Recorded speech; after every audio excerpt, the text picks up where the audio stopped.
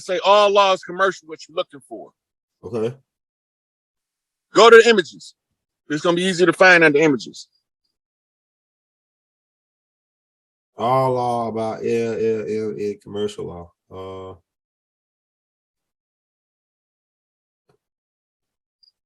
Okay, maybe it's right here. Definition of commercial law. No, that's not it. Yeah, I can't find unless you get the course of law transaction. All law is commercial. All right, let's see what they got. Come on with it, man. What the hell? Commercial law is centered around the sale of distribution of goods and finances of specific transactions. It is governed by the Uniform Commercial Code, an example set of laws concerning the sales of goods, leasing or negotiating instruments, and secure transactions. Let's see. Commercial law is a body of laws that regulate the conduct of persons, merchants, and business who are engaged in trade, sales, and commerce, also known as business law. It is a broad area of law that interacts with many other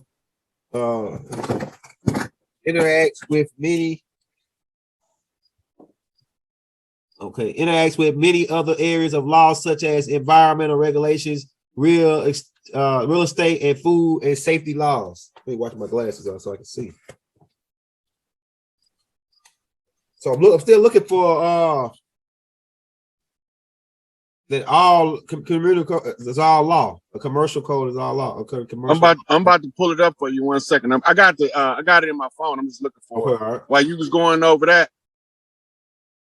Another thing, it says commercial law is a body of laws which regulate. Okay, I read that already. Okay, it's a board term, arranged legal. Okay, it says you might be wondering what commercial law is all about. Commercial law is a broad term for a range of legal services designed to support businesses. So it's all business.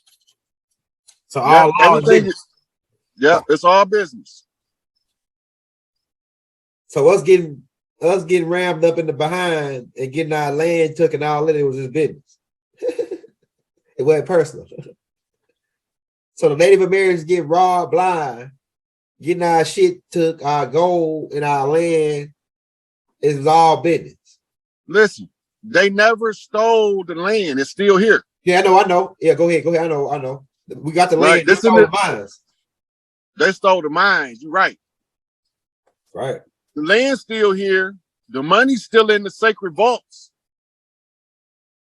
So then why in the fuck we don't have that shit? Exactly, bro. Why is it called the color of law? Exactly. It's called the color of law because it's used to enforce what's called a color code. The color code is between free white persons in law, which is Moors, and black people in law, which is us. Yeah. Civilly dead is a straw man. Okay. So if you civilly dead, you're not 5/5 realized. Uh-huh. You 3/5 compromise, you fall under the Dred Scott rule, and that's what they did to fuck us. Damn, bro.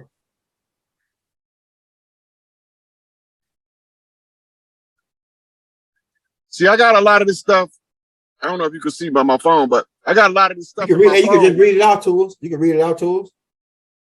I'm about to pull it up. I'm looking at a whole lot of shit, but I'm trying to stay to the Conjure Wars. Right, because I want to show the two laws, but I can't find them. I got another way of looking for it though.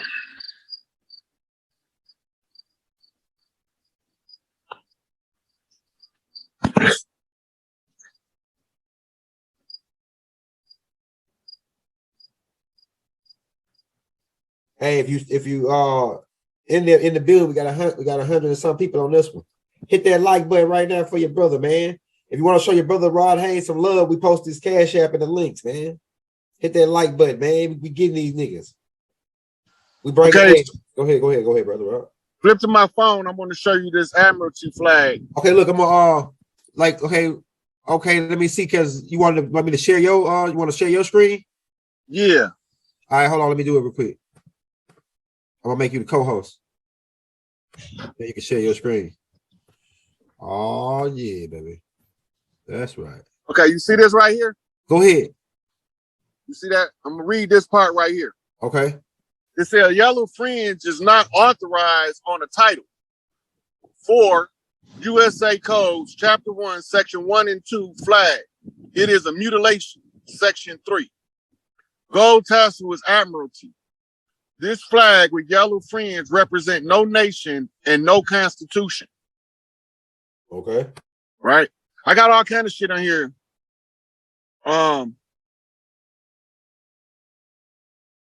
But I'm trying to find the second constitution.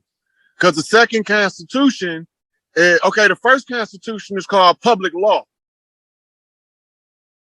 The corporate jurisdiction is called federal law or United States Code.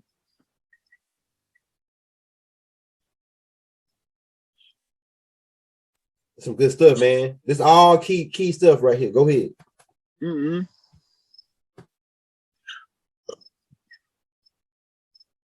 One second, I'm getting to And some when you shit. get through with all this, I got some more stuff I need you to look at too and call it like you see it, man. I like how you be calling it like you see it, man. Okay. It still ain't coming up. I'll find it. We're gonna do it on another one. I'll show you the 2 constitutions. But I already got it posted on my Instagram, but they closed my Instagram down with all that stuff on it. Yeah.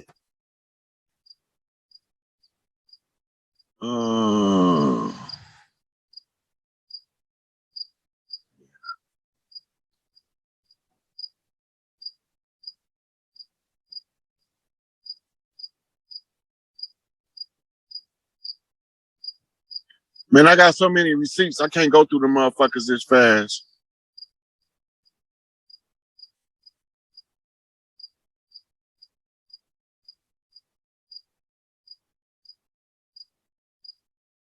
Okay, now remember, they want us to think that we came from Africa. And they want us to think that we not the organic people from this land over here. Right. What is the significance of that? You asking me or you? Look. See this? Plantation police. You see it? Look at that there. Look at that there. This is where the police was created as slave catchers from the very beginning in the onset. And in South Carolina. I'm gonna show you some more shit since I'm going through shit. Oh yeah, you got some artifacts right there, man. That's an artifact right there. Another thing that we can finger their ass with. You know what I'm saying? I got so much stuff, man. I can't come up with no more receipts. I got so many receipts. Well, I can, but shit, motherfuckers can't keep up with the ones that already been producing. Here, look. These are all wars. They call them black massacres. This is where they was killing us to keep us from getting in power. Got years in there. All them are the years in the locations of mass murder. Damn, bro. They getting scared now, boy.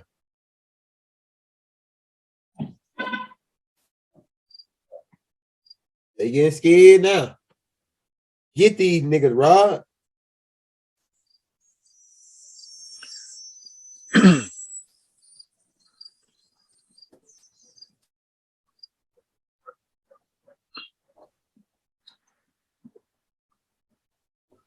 Get these. All this stuff, look, all this stuff they've been telling us for years. Ty's been giving us the civics lessons and we ain't applying the civics lessons to civics. That's right. We listen to them. It's like masturbation. That shit feel good. Ain't gonna make no baby. Good analogy.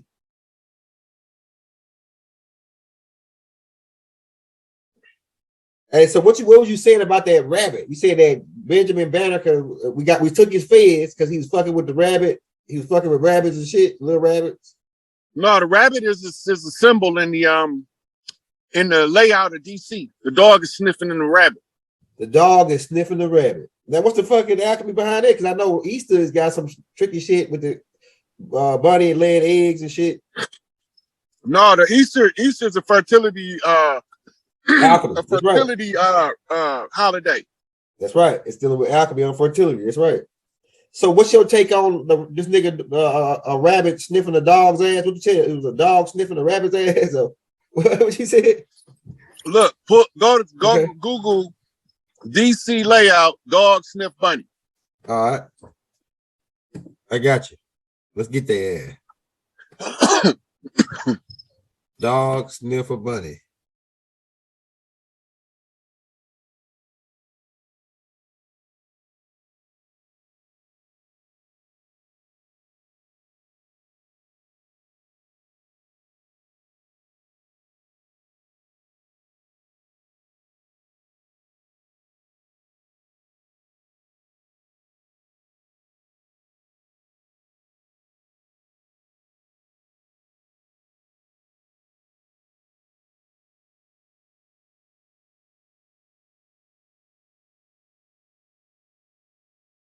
Me and you sign the contract. I don't uphold nothing in my side of the contract.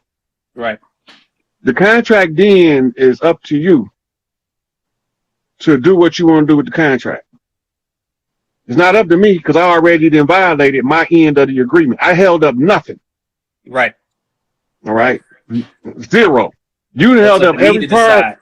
It's right. So you've upheld every part of the contract that you agreed to. I haven't held up nothing. Now, time-wise, the contract can end. Specific performance being lacking can end the contract. Specific performance in law mean that you do what you said you was going to do in the contract. Mm-hmm. When you don't do that, you can get an injunctive relief during the life of the contract, compelling the person that's not upholding the end of the contract to perform a specific performance. That means if me and you agree that I won't use green light bulbs in my house because I got it from you. Mm-hmm. You keep coming by, I keep putting these goddamn green light bulbs in. Right. Injunctive relief is in your favor because I'm violating the agreement. So the contract ended July the 4th, 2019, except we didn't know. I knew, and I acted on it on behalf of all of us, not just me. Right. Once I acted on it, now I closed the contract for lack of specific performance. Nobody can show me any treaty that was ever honored by this de facto corporation pretending to be our government. So, because they never honored any other treaties, because they never made them with us in the first place, they made them with $5 Indians that they created in law by paperwork. Right? So this is when I be saying imbeciles in law is the unum sanctum decree. It's saying that until you figure this part out, what we're talking about now, you have no claim to the contract. You are imbecile. Therefore, you awarded the Pope. Your subject. Okay, so, dang. So if the contract, right? Say, for instance, right now, what's going on? People like, I tune in heavy. So people are entering into agreements tacitly, and they shouldn't. The contract's dead. So how do you? That's proving their position that they ignorant under the law. Mm-hmm. Now, don't nobody want to go through the hard part. Like, I already did my hard part. I went through this shit. But I already understood from studying that all I have to do is set myself up where I don't need their system. Right. And then I can separate from their system. I can come out their system, right, and still have the system operating over there, but it doesn't control me. You can enter and exit when you want to. Right. Now, I have no desire to enter back into their system. Any contract that I'm under, I already told them to show me where I am the debtor. They can't show me that because I've already put it in the public record that I am the de jure, and I got an absolute right to enforce the inalienable rights of any Klansman from the land, of the land, walk in the land, right? I got a right. If I see it, I have a right to tell them and to seize everything on their behalf. Same with you. If let's say you'd have figured it out and it wouldn't have been me. Right. You could, everything I did, you would have did, because you would have knew as a 5/5 realized party and not a 3/5 compromise. Mm-hmm. Right? You would have knew then that, okay, there's a series of steps I have to follow to liberate the people from the oppressive de facto corporation masquerading as a legitimate government. Right. Okay, now, so for argument's sake, you did, let's say you did all of the work that I did.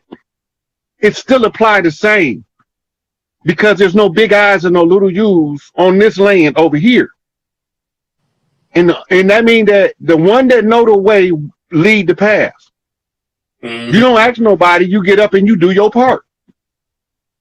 Now, had you done that because you've seen it, nobody else seen it, then you would be the person I am doing right now. You would be doing exactly what I'm doing, informing the people, hey, I already did what we needed to do to reclaim the land and the wealth of the land. See, it ain't just the land, it's also the wealth of the land.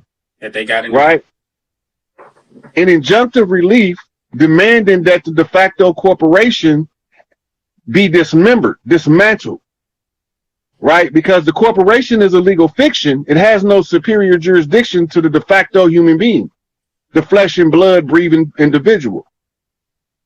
Now, not to take you off course, but this is important. Now, what happened, because you're talking about the corporation, what happened when Trump basically, quote unquote, lost the election, right? But they killed that corporation, the U.S., and they, resurrected a new one, which Biden is operating under. Was that because the contract had ended and they were trying to re-up a new corporation? So they on what you call a per diem basis. Okay. The corporation, the transition of government has to take place. There's no way around that. During the interim of the transition, they was the ones in the position of power until we get done, each one teach one to sufficient number to see what's going on the land and to exile the corporation. Mm. So they operate now. First they had a 6-month contract that expired, right? All you gotta do is watch the congressional meetings for funding. Mm. They got to fund this shit and they got to have congressional hearing. The last one they had was about 4 months ago. And what it said in the meeting was that there's nobody to lend money to the corporation because all of the corporations have been seized and are in the same condition as the corporate United States, right? Mm-hmm. And because of this, there's nobody to lend them money. But you still have people with this de facto or with this adhesion contract getting driver's license, participating in their court systems, right? And all that shit. Right. Now, it's not enough for 10 people to do it. You got to have enough people in order to snatch the legs from under the table. At that monkey rule or whatever? Yep, the 100 monkey effect. That's in psychology. In physics, it's called the critical mass and the point of no return, or what they call it more specifically, event horizon. Got you. All right, now, once this takes place and sufficient number of us is aware, hey, my brother didn't already did the work. Fuck them people, let them leave. Because every time we're doing these adhesion contracts, in these nationality claims, we are recontracting with them because every one of their contracts is written in a form of legalese that's designed to always keep us in a deficit. Mm-hmm. So now I had to tell y'all the paper trap is the contracts, and the contracts is your tax form for you to work. You're not supposed to need a tax form to work. W-2s and W-4s and 1099s. Mm-hmm. Right? When the contract was in effect, had you been taught properly, the 1099 OID was your remedy. or your remedy according to Senate Bill 191 that declared the bankruptcy. And now that contract is up. Right. Now, under the contract, they supposed to pay all of our bills, and we supposed to compel them to do so. Now the contract ain't there no more. They can't pay their own bills. The Federal Reserve was given a expiration date of July the 4th, 2022. Right. For their charter. Their charter is no longer in effect. What does that mean? We're looking at the economics of a matter. The economics affects the nation as a collective. Gross national product, gross domestic product, right? Now, for those of us who are wise, what we would be doing, like I did, is following the money trail. What is the money trail? We looking at fiat Federal Reserve notes. That's not money.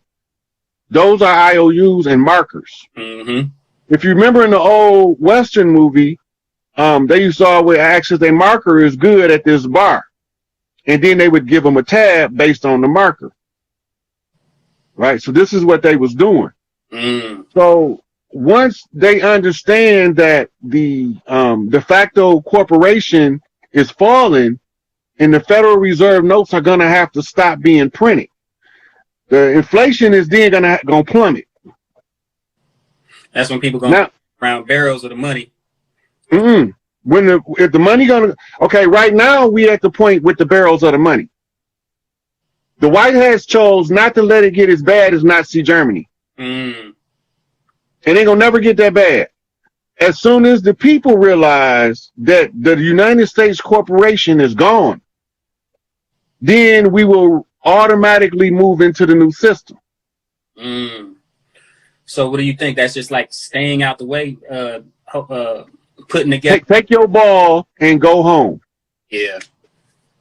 More than anybody else, the sisters. Just they shit. They the oldest souls on the planet. I'm just firstborn of the earthborn. And Big Mama said, leave no stone unturned. Right. So I go through it and I examine it and I say, this is what we supposed to be doing. So now I look around to see who's doing this. Nobody. Nobody can tell you that Mexico has as much oil as Saudi Arabia, but they're not allowed to sell it. And why? Mexico is minerally one of the richest land countries in the world based on the modern lines of demarcation or border lines. They minerally rich, but they fiat money poor. And under the invasion system of Spain and the conquistadors, who was blackamoors and tawny Moors, who took over the south western region of the landmass up here, going into Central America, almost all of South America, they took over. Them conquistadors. When they took over, they implemented the same Federal Reserve central banking network that they do everywhere they go. Only the wealth of the land can only be sold if it's agreed by the people organic to the land. So now, when you hear them talking about U.S. oil in reserve, and that somebody just dropped the number of barrels, Chief Strong Eagle, my man, 2,484,354.88 barrels per day. Do you know how much? That's enough money to feed everybody in Mexico, San Salvador, Belize. Yeah, maybe even. Look, and Belize, Haiti, and Jamaica. This one day's worth of oil production can feed all of them people for over a year. So we trying to get them to understand the kind of wealth we talking about. This is why we need to get Big Meech out, because Big Meech's job is to teach the young brothers like you how to not lose track of how to control this wealth so it don't control you. When you look back at our history, right, we've been hitting the lotto since the 70s, since like 77 when the lotto first came out, 77, 78, somewhere around there. But every time one of us hit the lotto, we don't go get no accountants to teach us how to deal with this money. And normally within a year, we all flat broke. Mm-hmm. How do you win $40 million and you broke in a year? You don't know how to handle money, which proves to them you're an imbecile in law, unum sanctum. Mm-hmm. Right? So you done been reverted back to the jurisdiction of the papacy because you can't handle money. Big Meech's job, when he experienced the gaining of wealth and the understanding of the mechanics of wealth and how it affected the people, he understood how to teach these young guys how to live from the perspective of wealth, right? Mm-hmm. Without losing it. You don't have to lose it. You just have to know how to make the money work for you instead of you working for the money. Now, is that survival mindset that we've taken over, basically almost subconsciously feeling like you got to spend it because you need to get it from the mud? No. Okay. It's this mindset. I ain't never had it. I'm going to get everything I think I want. True. And I'm going to buy everybody I like something else too. Mm-hmm. Everybody you like don't like you, motherfucker. Everybody that you willing to do for not willing to do for you. Right. Everybody that hit the lottery is not going to do for you what you will for them once you hit the lottery. Now, the one with the perceptive eye know the ones that would hit the lottery and take care of them, and they will reciprocate that. And the ones that won't, if he wants something, they have to earn it from him. He ain't mean he ain't gonna give it to him, but he gonna give it to him if they meet certain criteria, a qualification. Mm-hmm. So you have to be qualified to handle your wealth before you can receive it. This is what we're doing right now. We proven we qualify as a collective to receive our wealth in contradistinction to the unum sanctum, where the Pope said, since we was all imbeciles in law, that we have no right that a white man is bound to respect. And the white man is a free white person in law who's carrying out something known to the papacy as the white man's burden. The white man's burden is written in the papal bull as a decree ordaining the priesthood to settle the world and to take it from the peasants, not the peasants, the heathens, right, and secure it for the church. This is all verifiable information that anybody that know how to do sixth grade research can find. Its only problem where we didn't never figure it out before me is because everybody keep looking under the same rock for a different stone. You can't look under the same rock everybody else looked under, because they didn't already wore that out. It's another rock somewhere they not looking under. Right. That's the rock that I have to look for. So that angle or perspective is the perspective that I have to look at the problem from. Dr. Neely Fuller, I called him on the telephone and personally talked to him. And he told me about his time in Japan in the military when he was sitting up on the mountains. Now, the mountains of Japan is the home of the Ainu, A-I-N-U. The Ainu is the tribe of Anu, what we call the Golden Dragon tribe. Mm-hmm. The Golden Dragon tribe are the seeds of Anu around the world. They came down here on a stateside visit to inspect the earth for the gold mining, and Enlil started the war while Anu was on the earth. So his entourage that he travels with got trapped in the sibling rivalry between Enlil and Enki, who Enlil is the instigator of. Right? So now Enlil lost, and Anu, he never got involved in the war on anybody's side. But his children don't want to be here. They wasn't supposed to be here this long. So imagine that you go somewhere with your homeboys. It's 10 of y'all. You walk into let's say a club. Function, yeah. Right? And two of your homeboys get to scrapping with each other and bring everybody in the club involved in it except the rest of your crew. They all looking like, what is these two clowns doing? Then he got the whole club fighting like they didn't turn them in the sides. Right? That's what happened. So now The rest of the homeboys with you like, dog, you can brought us here with these clowns. I don't want no parts of that shit. So they don't mind what life cast on them on Earth because they already don't want to be here. Right. Right? So since they got to be here, anything that they can do to assist what is righteous, no matter who's doing the righteous deed, they're going to assist. Right?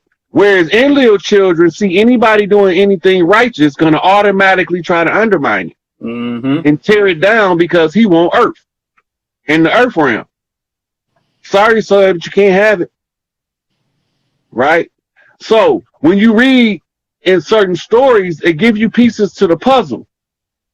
But not until you stop looking where everybody else looking and start looking in a different direction will you ever really see it. Right? And so Dr. Fuller told me the only way you're going to figure this out is you got to look at it like the whole world is a prison and you the ward. That's the only way you can see the problem. And the funny thing about a prison is the warden know everything cracking on the yard. Only people know everything on the yard is what they call gang leaders and the warden. Even the officers don't know everything going on the yard. The inmates keep shit from them. But the warden, for some reason, got a motherfucker somewhere in that bitch telling him all the news. He know everything going on in the penitentiary. He know who fucking with the boys, who fighting on the basketball court, who's selling the dope, who's smuggling it in, which one of these motherfuckers they using the keys to the dope to bring it in. They know which officer you using to bring it in. They know if you're using alternative staff members to bring it in. And whenever they get tired, whenever the prison become problematic to the warden, he shut down your perks. He can't shut them down if you don't know what they is. Right. And he know the nigga that make the knives. He know the nigga that take the hits.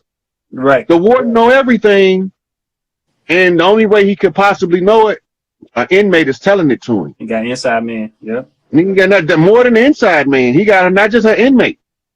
Right. It got to be a gang leader. It got to be a minister of one of these religious organizations. It got to be a leader of one of these groups that's feeding the information to the warden. Because other than the warden, the only other motherfuckers know everything moving is the niggas that's making it move. So when you start looking at it from the warden, you're trying to look at who on the yard can say what's going on for real. And then you start seeing the dirty players stand out like you looking at a real penitentiary yard.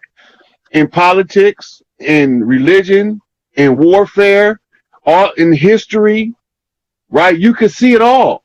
But as long as you're looking at it from a regular inmate perspective, you can't see shit. You just think you do. So you got to zoom out. Look at the bigger picture.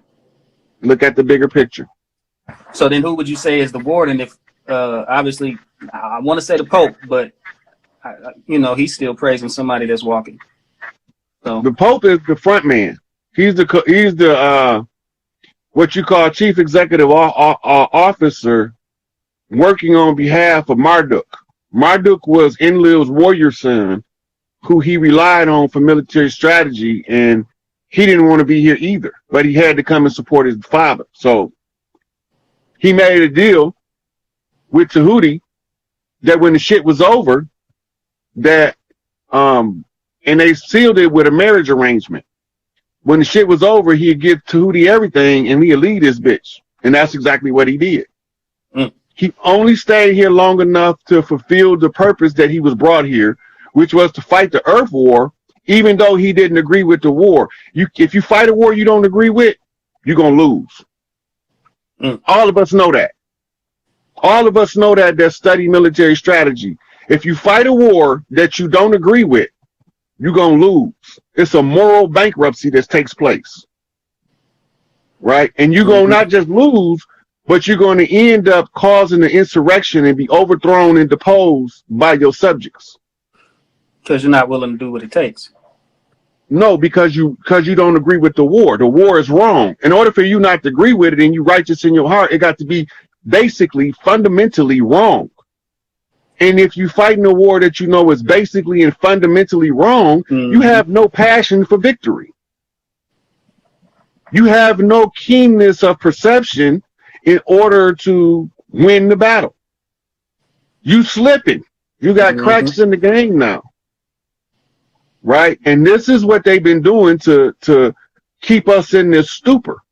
Because we don't never look at different ways of looking at things. Everybody not supposed to see everything the same way. But we supposed to notice enough to know that I wonder what he's looking at, because if I could see it how he could see it, then we probably can put a bigger piece of the puzzle together. So we all come with our puzzle piece and we have conversations with each other as men, as a man and a woman, or as two women. The individuals from the land are having conversations as casual conversations, but through Freudian slips, subconscious emanations. They're going to be passing critical information about what's going on the land. It's the culture of Earth. We automatically do it, but when we forget that we automatically do it, we can never recall why we was doing it. If you don't know why you're doing it, you're less likely to repeat the successes. But once you know why you're doing it, you're not going to repeat the failures. You're only going to try to repeat the success. Right? So when you look at military action, is a political act of violence. Right? It's a political act of violence for the furtherance of a political agenda. Politics is the means by which leadership communicates to the people in groups of mass and numbers. Right? Politics can be passed off as government, but politics is not government. Government is politics use government to control people, because govern means to control, mentis, the mind.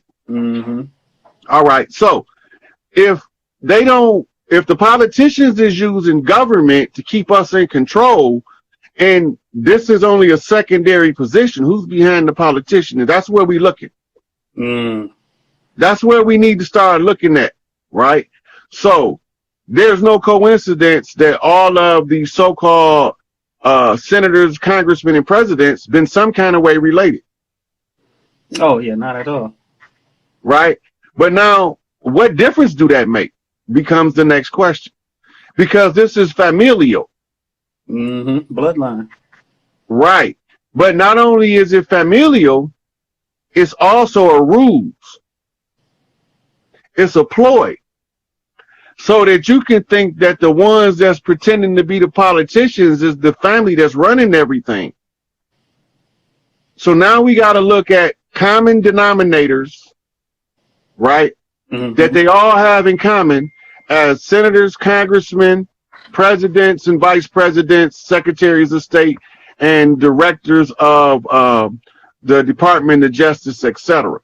Here's the common denominator. 90+% of them are in a secret society. 90+%. That means we got to stop looking at government now. Look at secret societies. Right. But now we need to narrow it down, because we got almost every politician is a member of a secret society. Yeah. So now we got to get more specific, right? What's the controlling secret society? And who are the emerging figures that wield the most influence? The emerging figure that wields the most influence, right? His secret society is the one running the show. So now we looking at George Herbert Walker Bush. That nigga's going there. Skull and Bones, right? Skull and Bones. Common denominator pops up. When you say Skull and Bones, you talking pirates. Oh.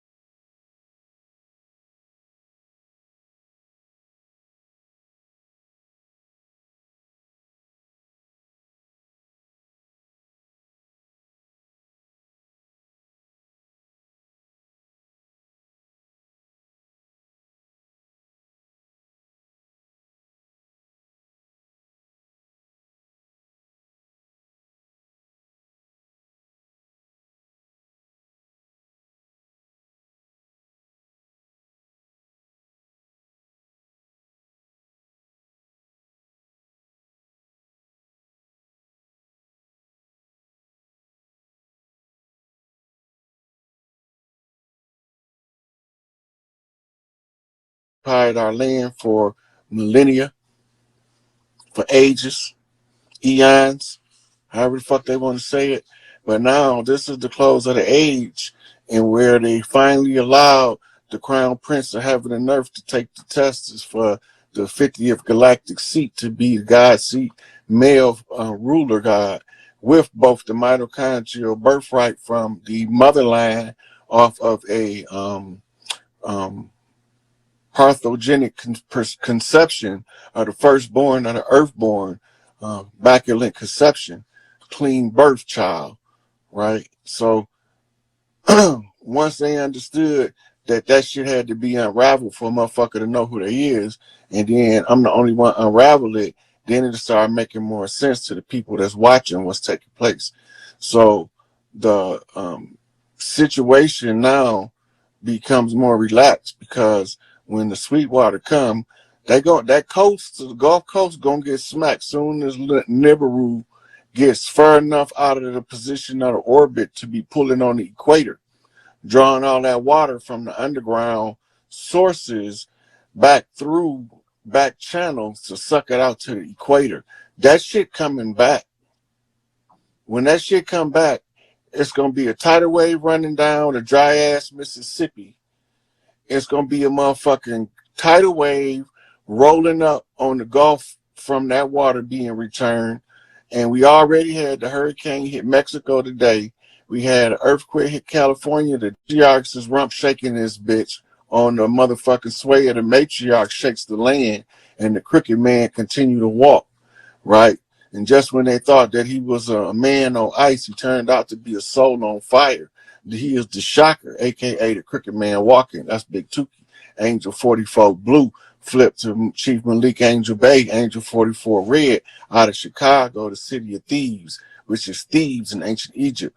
And the city of Thebes is the home of the birthplace of Tahuti on the west side, because that's where his mother got her motherfucking rank and title from Big Mama from putting in work with outlaw vice lord bikers back in the 50s. So if you don't know who the outlaw bikers is, then you don't know who the vice lords is. You'll never understand who the disciple nation or the motherfucking Peace Stone Nation really is. And the knot came in, Peace Stone's on deck, right? Angel Bay got his soldiers all on alert, Mufti status. Motherfucking Black Fez is on a red alert to take the fezes of all of the imposters and put them at the mercy of the feathers. We won, they lost, and Black Girl Magic say, why they mad? You should have never put yourself in the position to be bullied by a bully trying to bully motherfuckers. Because I'm the bully to the bullies. I'm the bully beater. So when you come in trying to bully my people, I'm just going to bully your ass with my superior position to right, telling the goddamn truth, cutting your ass with a two-edged sword. That's some motherfucking truth cut both ways. A cut going in, cut going out. So when y'all did the bullshit, yeah, we know how to clean that shit up. One drop of blood, motherfucker. We clean that shit up. But at the same time, at the close of the motherfucking age, when we get done cleaning this shit up and we prove that we know what the fuck we talking about, and we know how to tune the new children into the frequency of the earth so that they can have a chance to rule and develop into a higher species or quality of being, so that they can have the right to ascend by assimilating their one drop of blood from all of the royal families. Once y'all understand that, y'all understand that each one of the royal families come from a star constellation within the 12 signs of the zodiac, commissioned to come to earth to serve a purpose. The Deros comes from the constellation of the Tauros, the obese elephant nose ones. Those ones come from there. The motherfucking Danakiel, the motherfucking big forehead, right? That comes from the what's called the royal unicorn. Unicorn constellation, and they always come anytime Big Mama need them. So then you have your Teros, the cone heads, right? And these motherfuckers with that long ass motherfucking head, they had no problem bringing that peanut ass head down here to contribute one drop of blood on the zodiac flip to get these motherfuckers right, right? And they come from the nation, right? And then the Dwanis, the dwarfs, the little motherfucking gnomes, right? The little furry motherfuckers with Herschelitism looking like cousin It. They come from Canis Minor, whereas your Bigfoot, which we call Enkiduites, the children of Enkidu, because they told Enki just do what Enki do, and he thought that was his name when he got here. So he said when they asked him his name or what he was coming here for, he thought they was asking his name, and he said do what Enki do. So his name became Enkidu as a joke. And then that's talking about your Wookiees, your Chewbacca, your Bigfoot, your Gigantolopithecus, the Far East. We talking about Australorobustus of your African continent, right? And your Gigantolopithecus and all of these that come from over here, right? So they got this fossil remains. They just telling y'all they're coming from different places. So they know what they're doing by misleading the people, by teaching this false slave narrative, never letting them know they was at a perpetual protracted struggle of war, and that they don't think according to the rules of war you'll never figure out your way out of the trap. But once you understand the rules of war, you can see everybody moves and why they making them, because it's just like a board game. Once you understand the rules of war, right, then you understand why you can't get money while you at war, because you in a warlock. The warlock's the financial coffers so that you don't be exposed to looting of your coffers. So the pharaohs already know no matter what these motherfuckers do, pharaoh money, the longest money on this bitch. They talking about old money, bitch. We got ancient money. We got money that go back to the foundation of the creation of this planet you call Earth, formerly known as Tiamat or Queen Mother Kai. So if you don't understand what's taking place, then you need to sit your ass down and watch the Earthborn show you how it's done. All it is a simple redemption process to overthrow the admiralty law on the land, operating as the law of the land in a de facto capacity, while the de jure come in in a ipso facto capacity as a rightful heir, and start telling motherfuckers what to do, and motherfuckers start making moves. And the moves had to be made in order for the pieces to be shuffled around on the chessboard in order to set the oppressor up to take the L, because the L that they flipped, that they thought they was giving us a loss, they was only flipping me sevens to crooked man walk across the land with the big man, Big Tookie. And if these motherfuckers don't understand how the crooked man walk across the land, it ain't no sense of studying the candy man, because the candy man is from another land, and that's the land in the city of thieves. So if you don't understand the candy man, then don't be chanting for Bloody Mary, because Bloody Mary gonna come when you call Bloody Bone Mary, you gonna get your dozen. You see? So two times like candy man, I better roll on your ass like an avalanche.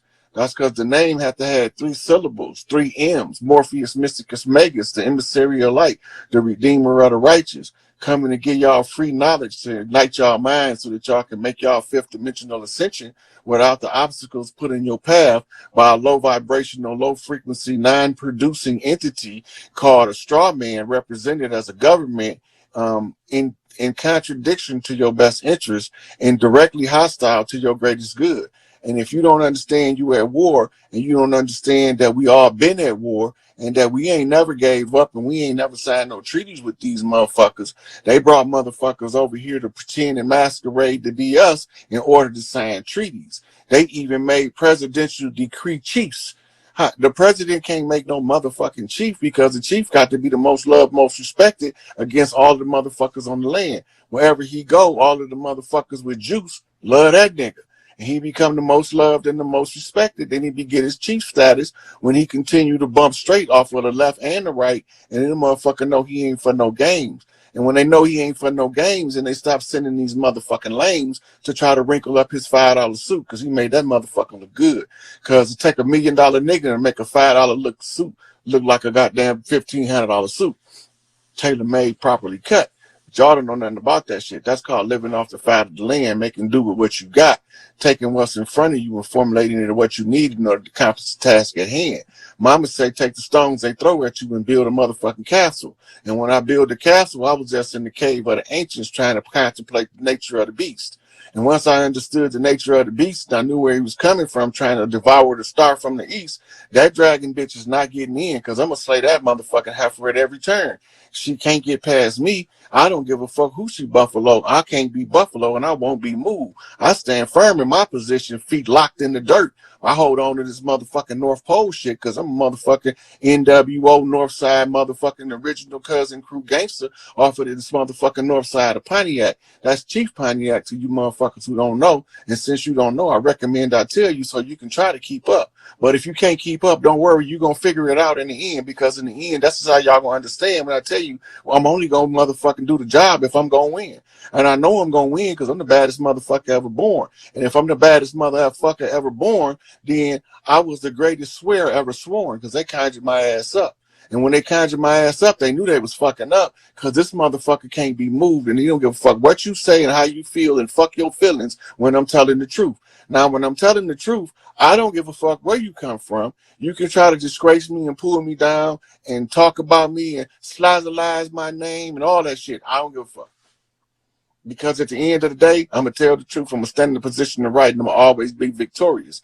Because I come forth and proceed from the right hand of Mother Earth, a.k.a. the state murder mitten, here to slap you right across your motherfucking face into the land of darkness and the dismal abyss, because you motherfuckers don't belong here in the first place. Now, that's a Detroit versus everybody, because Yacktown don't back down, and we going to bust your head and bust your ass in the head with a Flintstone, right? So if you don't get this motherfucking message straight, you're going to straight get the message. At the end of the day, it is what we say. We back for every motherfucking thing they owe, no longer oppressed. We about to overthrow these motherfuckers right in their motherfucking face without them being able to say nothing about it. Because by right and by position of right and by the highest jurisdiction of the de jure capacity, I got the right to tell these motherfuckers to get off the land. And guess what I told them? Beat it, bitch. You can't stay here. I don't care where you go, high or low, left or right. But it's one thing is, you won't be sleeping here tonight. Get your motherfucking ass to stepping. And I say high stepping, motherfucker, run with your knees up. Because if one of them motherfuckers get too low, I'm going to bop your motherfucking leg and flip your ass motherfucking 50 flips with this motherfucking AK when it's just the spring. You motherfuckers don't understand. This is a spoken word that every nigga heard. When the shit gets served, the shit gets served. You put it on the platter, mix it with the batter, bring it up, and this shit be crispy than a motherfucker. Y'all don't understand what I'm saying. You don't know how to fry chicken, but I can tell you one thing, this chicken gonna be finger licking. That's good. It is, as KFC would say. But I was back in the day when they used to be Kentucky Fried, but now they just KFC because they can't see fucking K.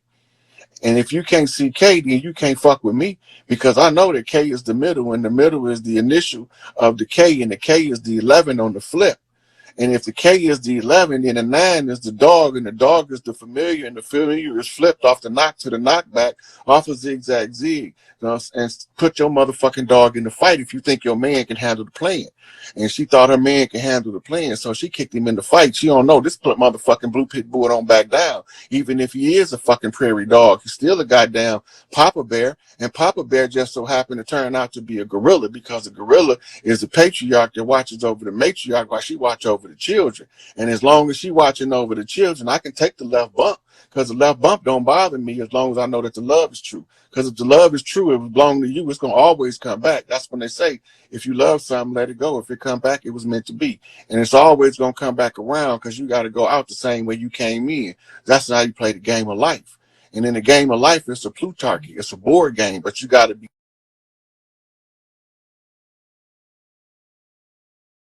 Times it's an operation. Just don't touch the sides or you'll hit the buzzer. But if you hit the buzzer, don't worry, they'll lock down the school. You know what I'm saying? If they lock down the school, that means they can't get to you, right? So they have to catch the shooter. And if they catch the shooter, then the shooter will flip out off the 9/11.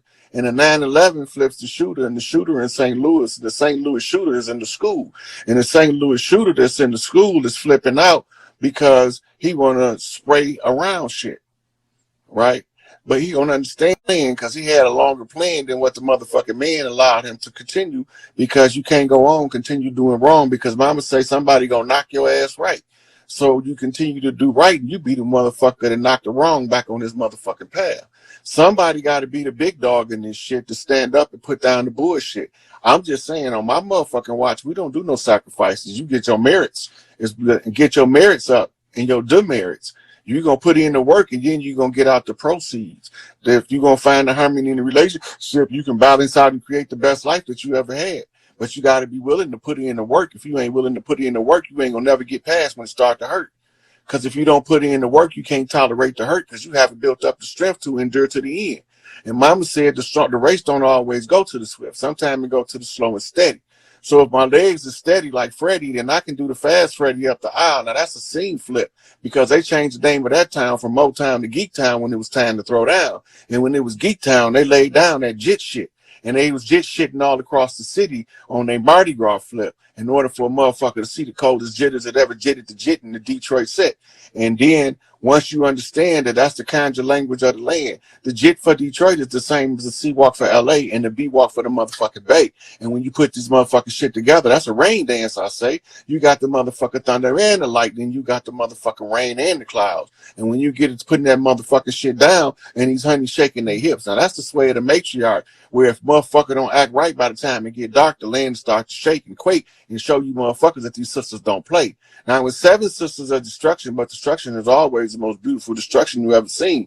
So while you about to go to your death, you ain't awestruck with the artistic capability of Mother Nature and her 7 sisters of destruction to come through and give you the most beautiful color motherfucking story array that you ever seen in your life in nature.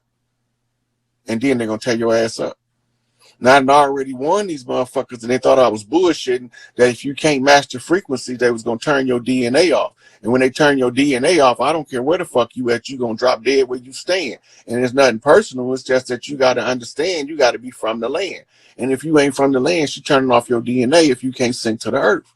So all of these motherfuckers, you can call it a motherfucking, adult sudden death syndrome or whatever, or SUDS or SADS or whatever the fuck you want to call it. But at the end of the day, if they can't match the frequency, they can't stay here. It ain't nothing personal. It's just strictly family business. It's time to clean grandma's house. Because Big Mama said, don't leave no stone unturned. So everywhere I find these motherfuckers, high or low, inside or out, left or right, front or back, wherever I go, flip these motherfuckers out in the open so they can squash these bugs under their feet and we can go and get the parasites out the mix. That's talking about purging the imposters. As Kanye say, we are Jews, but we the real jewels, and them motherfuckers over there are Jewish. That's kind of like a Jew, but they ain't really true. See, you got to understand the part of the plan where they came from when they came to your land. They used blood shields and sacrifice to block the colors of the motherfucking law. And once they blocked the color to the motherfucking law, you couldn't see what was before your face because you couldn't see the forest for the trees. But if you always remember, the forest exactly what it say it is, it wears hearts on its sleeve. So if the forest is what it say it is, it's obviously what you see is what you saw, and what you see is what you get. And if you could get the truth will set you free. But you first got to know how to utilize it to turn the key. The key to the truth is tell that motherfucker everywhere you go and stand in the position of right. And every day and every night, the motherfucker gonna wish they knew the shit that you knew so that they could do the things that you do and overcome the obstacles that they see you overcome. Even though they don't tell you they respect you, they're gonna have to bow down in the end. They don't have to love me, but they still could be my friend. I understand it's about the love and the respect, but sometimes the respect is all you can get because a motherfucker got too much hate to give you the love. And it's a thin line between love and hate. And if you can cross that thin line and still bump straight, that means that you can walk the Siddhasta Musta King. That's the straight and narrow way for a motherfucking king. And only a few can ascend because only a few are the righteous, and the righteous are few in number. And the motherfucking earth shall be inherited by the meek, and the meek is the alfeminate, and the alfeminate is the feminine, and feminine is the women, and the women are the ones to raise the matriarchy. Because when you put the shit the way it go, the machine run the way it's supposed to be run, and that's the most efficient way to run a government. And if you run it the most efficient way it was meant to run, then it's going to run as smooth as it was supposed to be running. And if it runs as smooth as it want to be running, then the people that's listening, that's falling into the governmental structure of the matriarchy is only going to be able to produce their best life because there is no other options but in order to live in prosperity, truth, love, and happiness. And if you don't want to live in prosperity, truth, love, and happiness, you can't stay here because we're going to be vibrating on the wrong frequency and we're going to agitate your demons, and your demons going to torment your ass for staying in the midst of all of these motherfuckers throwing Mardi Gras across the land from coast to motherfucking coast everywhere.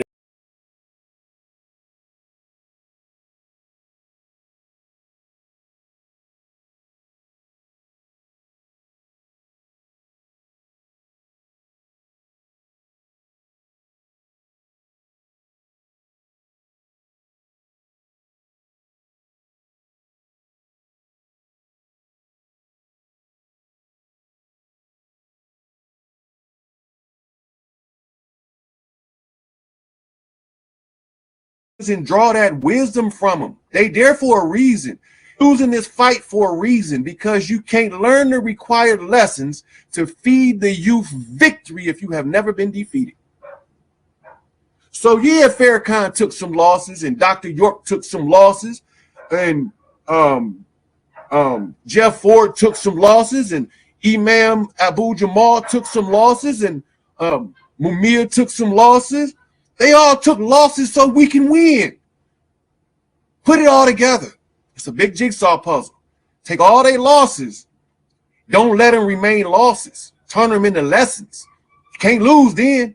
Turn the losses of the past into the lessons for the now. Take the technology and the wisdom of today and apply it to the victory struggle. Unify. Find what you agree on. You don't supposed to agree on everything, or you wouldn't be an individual. But you can find what you agree with. Support what you agree with. The brother Lamel put together a program.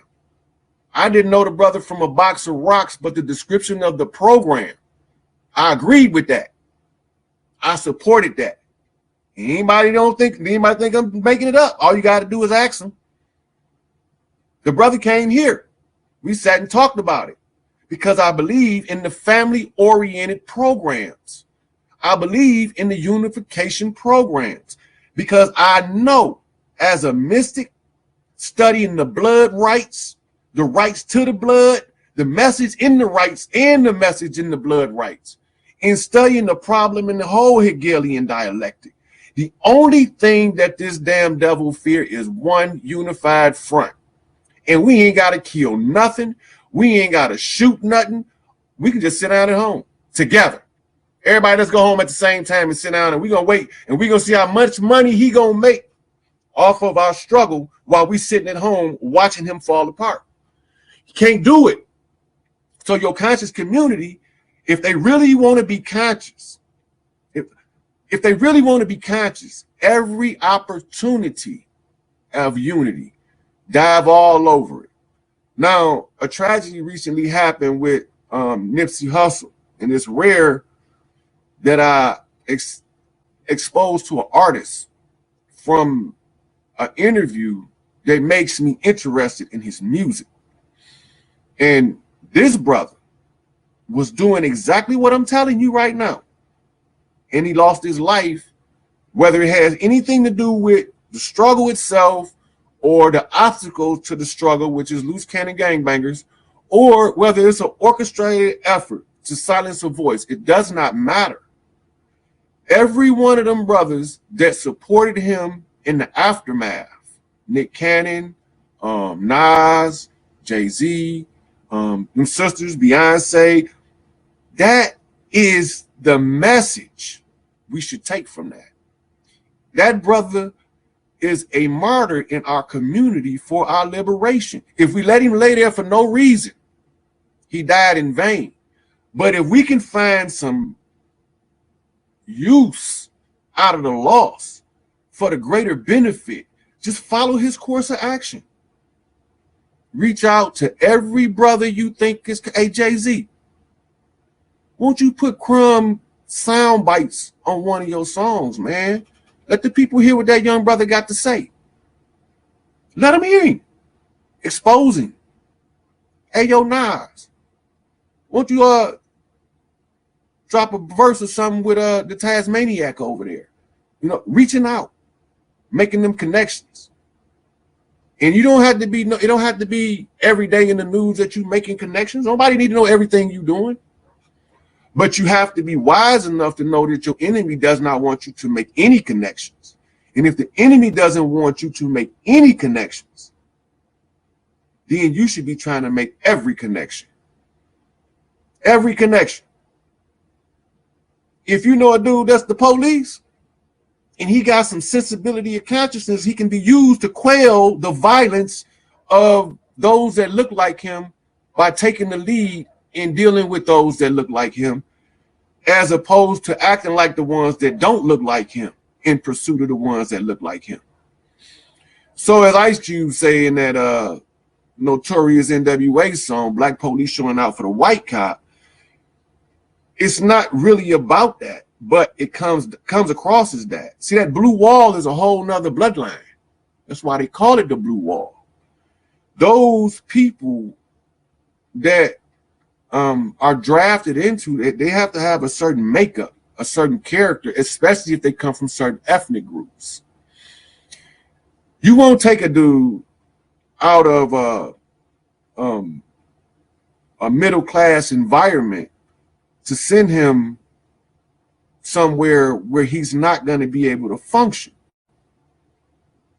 Unless you can find some kind of personality abnormality that would make him work in an adverse condition, which is a mild form of sociopathy, a sociopath. He had to be a mild sociopath in order to go from upper middle class and police to gutter.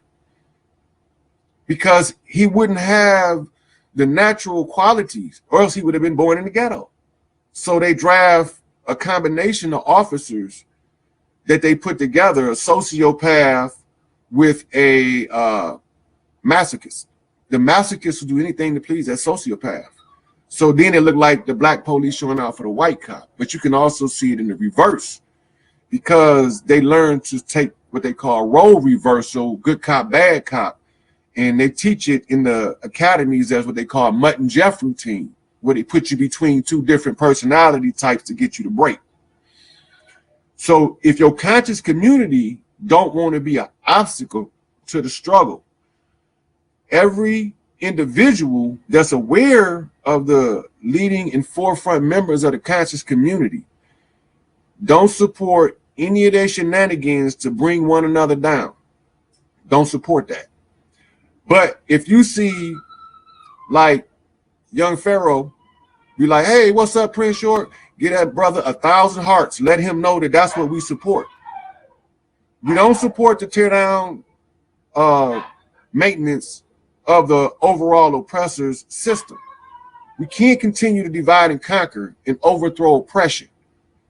What the people not really understanding is it's real simple. Once the unity is met, then the oppressors already agreed to go. But the oppressor do not believe that the people want to be free enough to come together and say this thing, hey, we want free. That's it.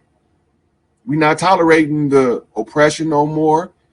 We're not tolerating all of the inequalities across the economic lines. When we understand that that's all we have to do. We don't have to blow nothing up. We don't have to send nuclear bombs all over this planet and level it like it's been done before many times in the past, getting rid of these monsters. Because we have a higher order of ancestor that has given a decree that if the people was to unify, the oppression is over. The people will unify if the orders are given correctly. That means that if we understand that where our power is and how to use it and make no apologies for issuing orders, if we can understand them three things, we ain't got to understand nothing else. We know what platforms are big enough for the people to recognize the order that's given.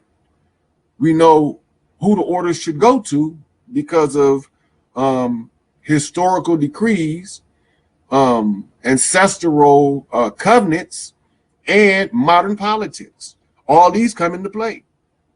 We know it all. We know it all. Garvey wrote a whole play, but it wasn't a play. It's African Conjuring.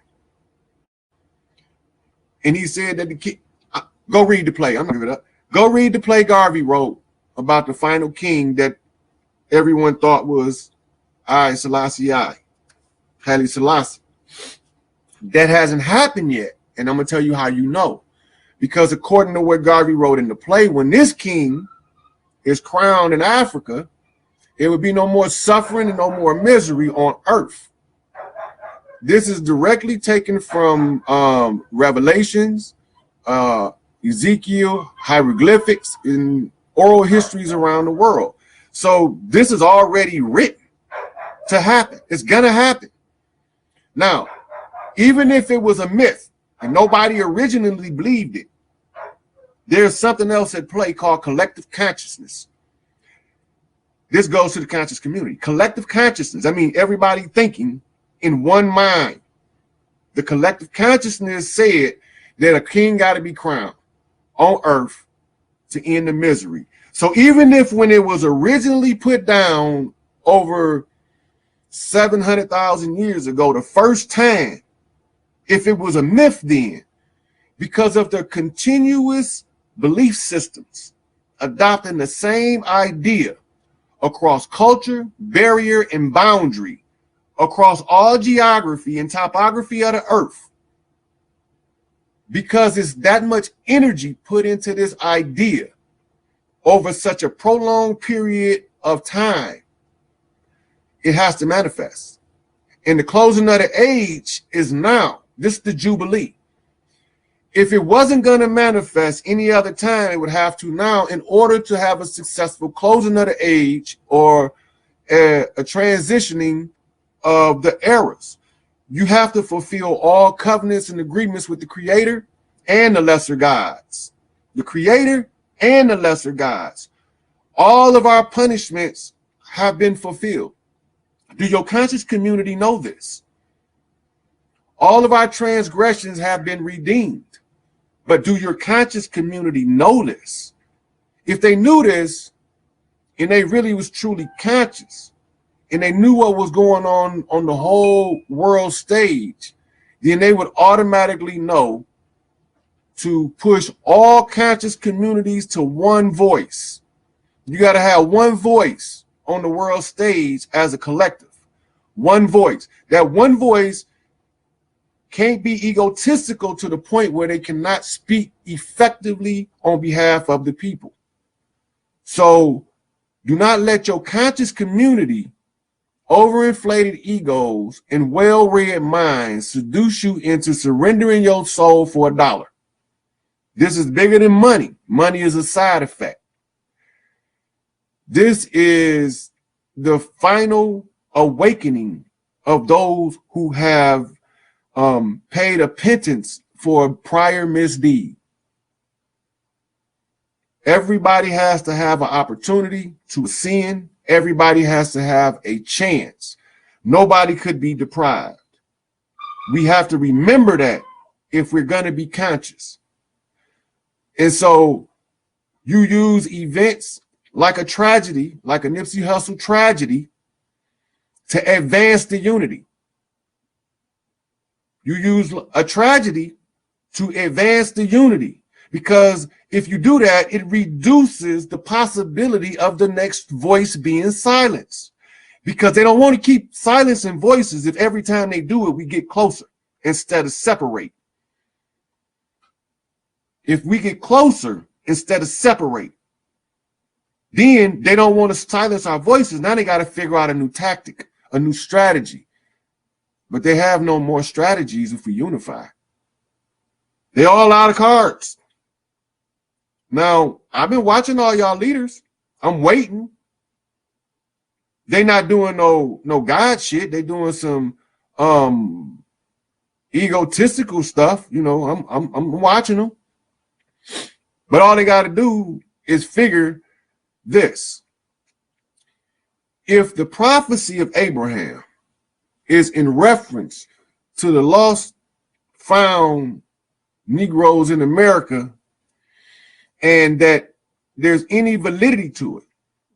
And as Farrakhan said in 1984, it's a significance to that year, George Orwell, that time dictates the agenda. And if you understand the times and you understand the prophecy and you know how to read the signs, you would understand the times. So once you understand that, you will know automatically what the agenda is. It's not rocket science. It's not rocket science. So we at the closing of the age, your conscious community are all in their little bubbles. And we as a collective have to start pushing these bubbles together. We have to start pushing for Pharaoh and Crumb to do a video on something they agree on. not disagree, because the things they disagree on, the science will prove that later, because we don't have the luxury of time left in order to clear up all of the misconceptions instantly like that. We don't have, because it's going to take a whole lot of work to put together what happened, unless you know somebody that was there, like at the fall, and like was part of it, and that 3/5 compromise individual sometime kind of way became 5/5 realized and said, oh, that's why we had to endure all of this rapage and pillage and colonization and capitalization, suppression and oppression, repression. I didn't know we was that bad. I didn't know that as bad as we was, it made they worse look like they was being good to us. I didn't know that. Whenever that 5/5 realized individual will come to tell the story, and these isolated bodies of conscious individuals will have to have found enough common ground to come together as one. And until they find enough common ground to come together as one, the conscious community is the biggest problem to liberation. When the conscious community don't see that the only solution is unity, and that they don't have to agree on everything in order to pursue that unity, the conscious community then becomes the problem. So just like a regime, they have to be overthrown. And the only way you can overthrow a conscious community is with a superior consciousness. That means you would have to be 5/5 realized, a full and aware self. As the Kemetic said, man, know thyself. You mean you have to understand the full and total makeup of what you are physically. Multiple systems operating in one organic phalanx nanotechnology matrix. All of these systems are designed to work in harmony based off electromagnetic resonance and frequency. Are you aware of this?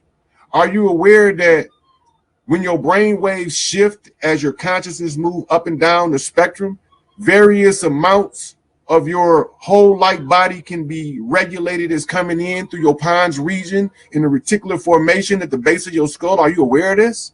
I mean, you conscious. Dr. King told you about the black dot. Do you even know where it's at? Do you know how to enter it? Do you know how to get through the black dot into the realm of reality and out of the matrix? I mean, you conscious. If you're not the obstacle, you got to be the way. If you're not the obstacle, you got to be the way. And the only way is unity. The only way is unity. Only way to overthrow the same oppressor is everybody that got the same oppressor got to say, hey, man, I don't want him oppressing me no more, man. I ain't participating in his war games. I'm not participating in his war games.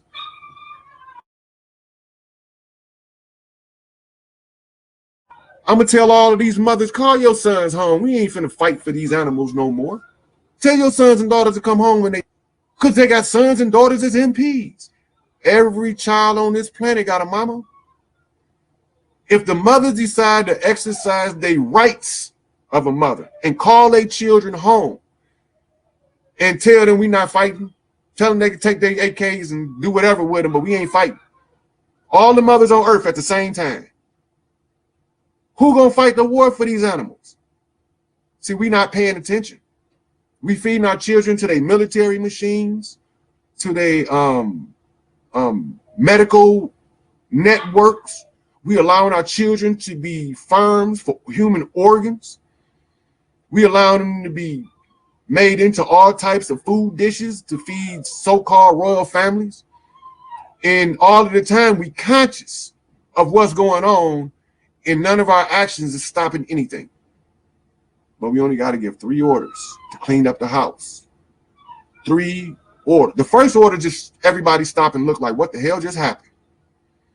What the hell just happened? But only specific people are qualified according to deeds and service to give the orders. Otherwise, the orders will not be taken seriously, and that's going to be not good for the entire planet if they're not taken seriously by the ones the orders are given to. So you have to look at the spectrum of leadership, analyze it. You got to find the one who's put in the most work and endured the most suffering and still remains in a prominent position in light of all of that. Because in order for that person to remain there, there has to be a greater power than himself to keep him there. There's no leader, black, white, Asian, or otherwise, that can maintain a leadership position in opposition to the collective will of the people unless it's a divine mission. That means that that person has something they have to do that's bigger than them and all they screw ups. And some of the things that they've been accused of may not even be the case. But because we didn't do our due diligence, we don't pay attention well enough. Because we are so conscious in quoting facts that we're not really paying attention to substance, the substance of the day, and how to remedy the situation. So we find various individuals in various positions to give us information. That's what the community should be called. It shouldn't be called the conscious community. It should be called the open information community, because that's all they do is exchange information, but they make no moves that affect change. See, everything is supposed to be to affect change, to improve upon the adverse condition. When what you do doesn't actually make a noticeable change, then you are right, then you're philosophizing, you're not actualizing. The philosophy is necessary, but it's not the end of it. You don't stop with the philosophy, because now you have to actualize it by application. This is taking the military strategy off the drawing board and implementing it on the battlefield as a tactic and a maneuver. It's the same principle at play. If you want to be liberated from your oppressor, do not accept any type of disparaging discussion from one forefront brother that's relaying information in relation to another one. Sisters as well. If they say something that support one another, support them, especially when you hear, if like they're on a live like I am, and you agree that they said something that supports another unconnected individual, that show them love on that, because that's how they get the unity. They get to see that the people want them to work together. They'll work together because the people demand it. It's simple supply and demand. The people get what the people want. The customer always right. If the people want freedom, the only thing they can do is push those like minds together and make them work. Make the think tank. Put the problem up on the board just like they do in math school when all of those physicists get together to figure out how to get this space probe from Earth to Pluto. An insurmountable obstacle. They go and get all these physicists, these mathematicians and scientists, and put them all in a room, get a big old chalkboard and say, here's the problem, solve it. And they shut the door on it. And they come back with a solution to the problem. And we don't do that. So we see it work for them, and we still don't do that. Now, that got to be some form of insanity, because you see what works, but refuse to use what works in pursuit of that which absolutely do not work. Divide and conquer has never liberated anybody. There is no record in the history of the world, in the ancient tablets, in the etheric record, and I read them all, and I have not found anywhere where divide and conquer was an effective means of liberation. I found divide and conquer, I found a subjective group of people being oppressed and suppressed. As long as you allow that divide and conquer to stand, your oppressor remains victorious over you.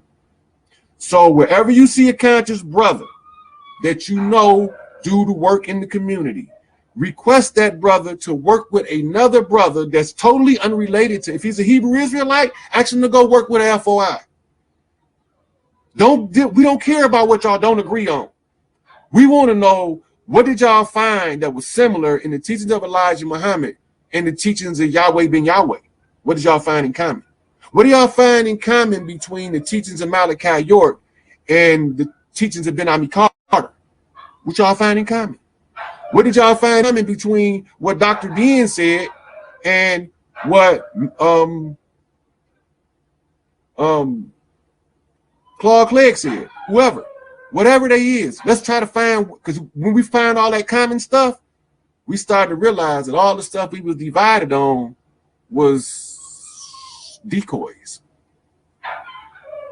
All of the things that we using to stay divided is a decoy. It's like you want to go duck hunting and you go get you a string of decoy ducks and you throw them in the lake.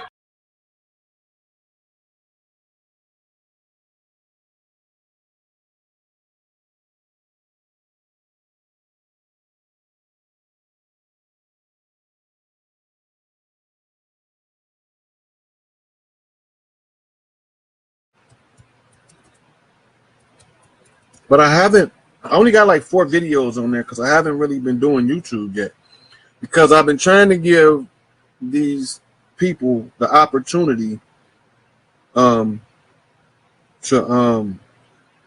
come and do what they're supposed to do. And they got me sitting on standby. I ain't got no problem with being on standby. I've been on standby my whole life. I'm just tired of hearing these motherfuckers talking about they conscious and they aware and they know what's going on, but they can't fix the goddamn problem. I'm telling these motherfuckers, if they get off their goddamn hands and do their part, this shit is easy. All you got to do is take 3 steps and use your power. The whole world gonna stop. It's already written.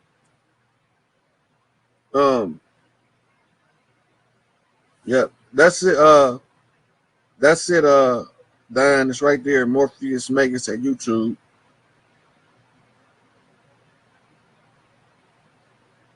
Yeah, right now I'm trying to get off all social media. I'm trying to get into a more practical reality of putting these sisters together. So once they gotta meet, right?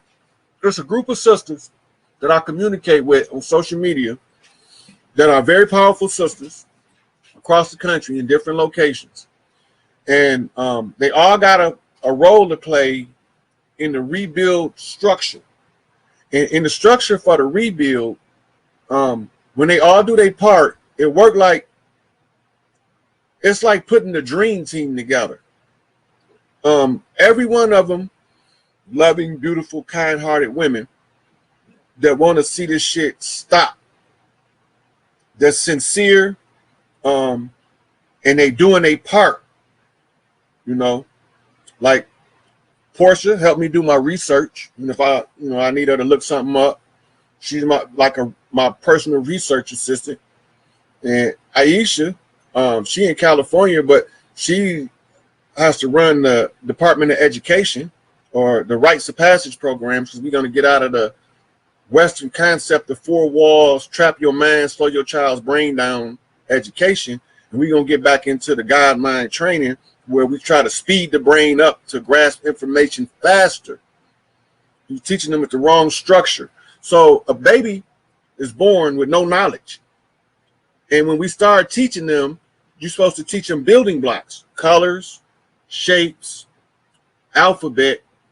But when they get into really learning, then the next thing after the alphabet, you teach them phonics. And after the phonics, they got that now, then you teach them speed reading. And once they can use the phonics to speed read, then you give them the biggest dictionary, the most comprehensive dictionary of the English language that you can if you're in England or America or English-speaking country. Whatever country you're in, it's the same principles apply. Once they learn speed reading, you give them the dictionary, the most exhaustive dictionary in that language, and you run them through that for about a year. Read the entire book over and over for about a year. Don't try to memorize it, just read it. And all you're doing is you're giving them all of the meaning of the words in detail. The better they can understand the meaning of the word, the less effective the spell is on their psychology. The faster they can assimilate the information, the faster that they can see the deception in real time. That's why they don't like speed reading, critical thinking, and practical problem solving classes in inner city educational facilities, because those things takes the brakes off. If you ever notice, you got average children that go to average class. Then you have those who they say is below average. They send them to what they call a special educational program. And then you got what they call accelerated into college prep and classes for the gifted. Well, there's a German model. It's called Realschulen, Volksschulen, and Academia.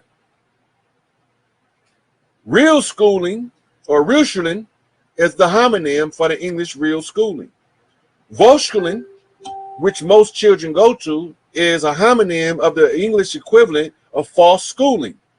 And academia is where you send your upper echelon minds for what they call it it's called academia flat out, but it's a 3-tier educational system.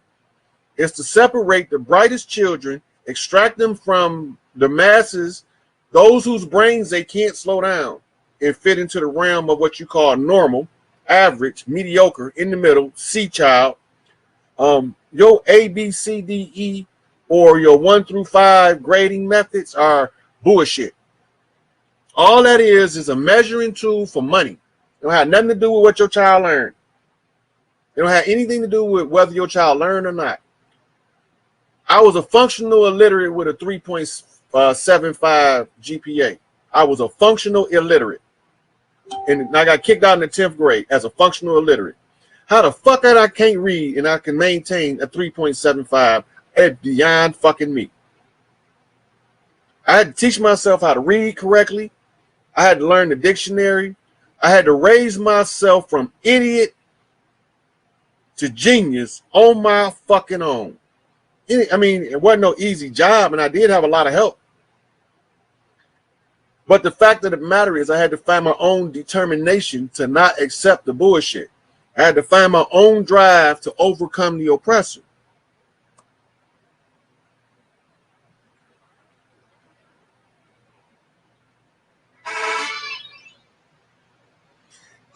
Yeah, Don, I got a couple of sisters down in ATL.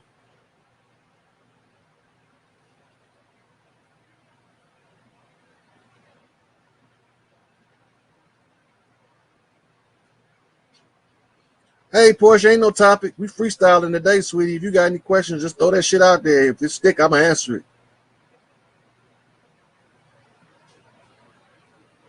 Hey, look, I done been all over this country, right?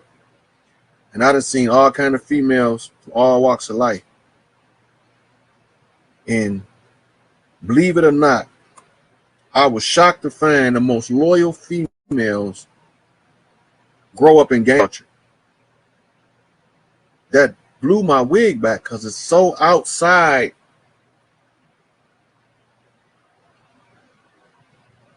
Yeah. It kind of like took me for a loop because I never expected the women that know how to work together in a group, know how to function in a household with a male leader. But remember, the women are actually running the show, but they know how to keep that man in power. And they know how to work together in raising the children. Now, these supposed to be the derelicts, the worst. This is gang banging females. And out of all of the gang banging females, the ones that I seen do the most remarkable hold you down ass shit been Bloods and Crip females. I haven't seen it nowhere else in the country on that level. They so out cold, they come up in your crib and reorganize the house like that in the clip. They bringing what you need. If they think you worthy, they bringing everything you fucking need right there. Okay, let's get this party. Like if I was in LA right now, I couldn't sit at home like this. If I was in California, there's no way them sisters in California would know that I know the shit that I know and leave me sitting in a goddamn house. It's not gonna happen. It's not gonna happen. It can't happen. It's not possible. They psychology, they makeup, and their character is totally different on the West Coast and any other part of the country. They all ready to ride. I got in my saved videos. I'm probably going to post it up as a comment in this video. See if I can get it from another place. They already know what the call is, right? I'm gonna prove it to you. West Coast sisters already know what they supposed to be doing. They already know. I'm gonna show you. I gotta go to my save videos. I'm gonna post this video in the comments. I wish I could post this mug and up on the side of the screen with me, and where y'all could see it. You know, in the black community, we used to dread prison worse than anything else. Prison used to be the worst thing you can threaten us with. And then we start marching for civil rights, right? Once we start marching for civil rights, stuff started to change because we didn't fear prison no more. We didn't fear getting locked up or jailed. Fuck that shit. And you know what we do? See, black people are natural alchemists, whether they accept it or not, or whether they know it or not. And I'm going to show you what I mean by that. Black people are natural alchemists in the respect that all of the bad shit that get dumped on us, we convert that shit into something good. Every goddamn time. Look, they gave us a name, niggas. And it was the most vile thing in the history of the world anybody could be called. And we turned that shit into a term of endearment. My niggas. We turned that shit into some good shit. We love being niggas now. Nigga ain't nothing like being a nigga. Everybody want to be niggas now. But there was one point where if you called a person a nigga, you gonna get your whole motherfucking back broke. The whole clique gonna rain down on your motherfucking ass with the wrath of rod. I'm not bullshitting. Now, this is alchemy. We took what you intended to hurt us with, we turned that shit into a term of endearment. You know, we turned that into a whole way of life wrapped around a negative thing that we turned or attempted to turn in our community into something positive. So now, while everybody thinking that they hurting us by calling us nigga, it ain't nothing new. We was trying to figure out how to make that flip anyway. All you got to do if you want to know how long we've been trying to get over the sting of the pain of being called a nigga is read Richard Wright,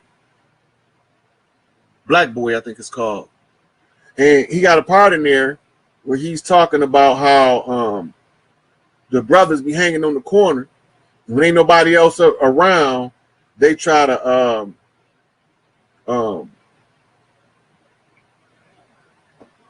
when ain't nobody else around, they call each other niggas to try to see who was the toughest and who could take it.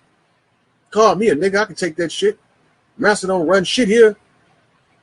So now I'm gonna try to post this video of these sisters in California, and I don't know if y'all gonna understand what y'all about to see. We're certain stuff, but I'm about to show it to y'all. About the other niggas to try to see who was the toughest, who could take it. Call me a nigga, I can take that shit. Master don't. Okay, so now I just posted in there. I just posted in there the link. Now, right here, I'm going to pin this comment. Right? Okay, so now the comment that's pinned is the video showing them sisters in California know that they supposed to be going to the water. They know they supposed to be wearing the white dresses. It's actually the dress 19 from the Nation of Islam, by the way, by Tanetta Muhammad. It's the correct garb for the upcoming ceremonies, because it was designed specifically for the women in the upcoming liberation campaign of flipping the grid, and it had to be free flowing so that we can infuse parts of ballet and classical dance that would accentuate the flow of the gown to give it the appearance of like when a group of women together and they make certain movement, it'll look like a white cloud on the ground moving from a distance. So that was the purpose of that outfit being created by Tanetta Muhammad. And notice she called it the dress 19. 1 and 9, beginning and ending, Alpha and Omega. It would have meant the same if she'd called it the dress 10, beginning and end, Alpha and Omega. 9 being the fullness of the birth, 9 months in the initiation or first entry being at the alpha or the number 1. You bring the alpha to the omega, you bring the beginning to the end. And this is the whole trick. We got to take the best shit that we used to have, the best shit we got now, and throw away all of the garbage. And so what I have to do is I have to find a big enough facility for my teachers to bring their families, entire families in, or these teachers are going to be women. Some of them are going to be married. Some of them are not going to be married. But they're going to all have different jobs, but we have to be able to have the room to facilitate everybody in order to make this happen.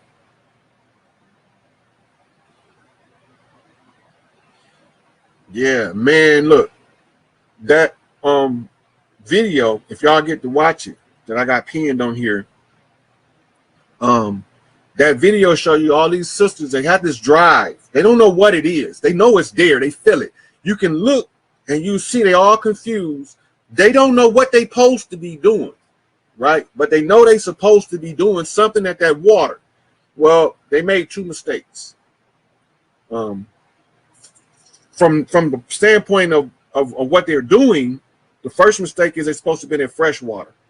They called in the wrong mother at the salt water for the cleanup, because she don't play no, she's stern. She's more stern. But the right one, the correct mother or the correct goddess, is from the fresh water. Now, once we start these training to flip the grid, there will be a series of women in various age groups, from pre-puberty to senior citizen, post-menopause. The older women have to have the vigor of a young woman.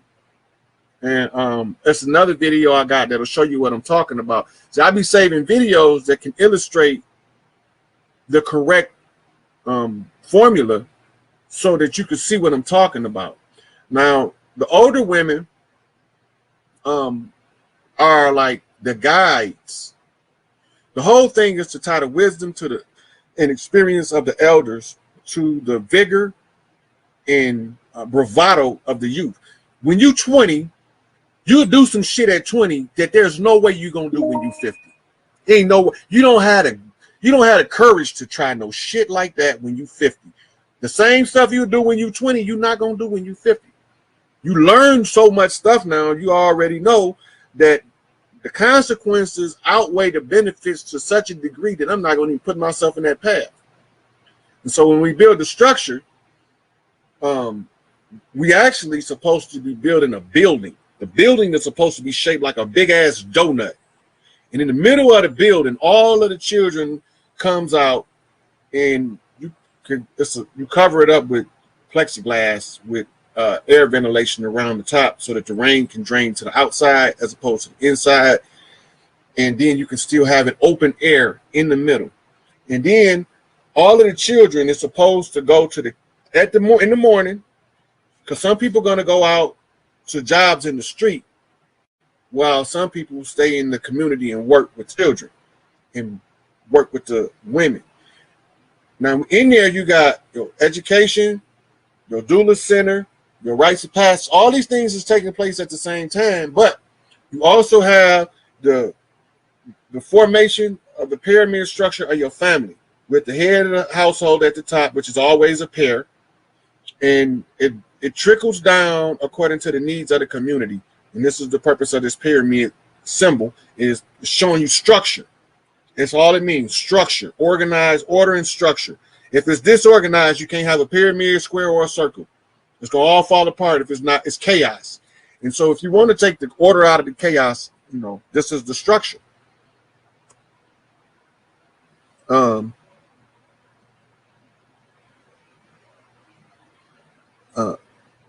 Akshita, you already know this subconsciously, and you kind of like running from it, but you know what you're supposed to do, and you're going to do what you're supposed to do because that's just who you are.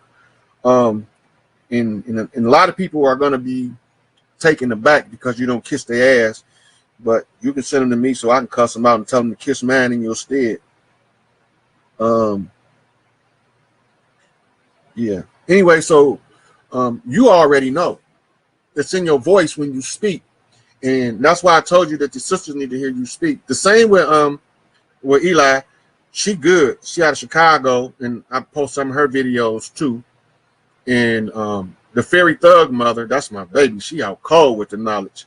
And it's a couple more sisters on there. I can't name them all right now but the information and the sharing with these type of women that creates the family structure. These type of women coming together is what generates the energy. See,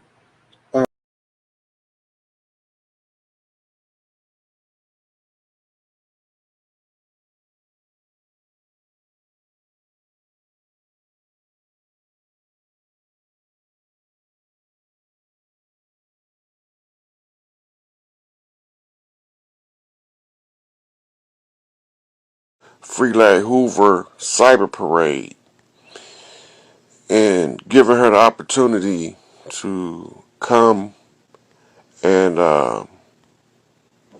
ask any questions she want. She said she knew enough.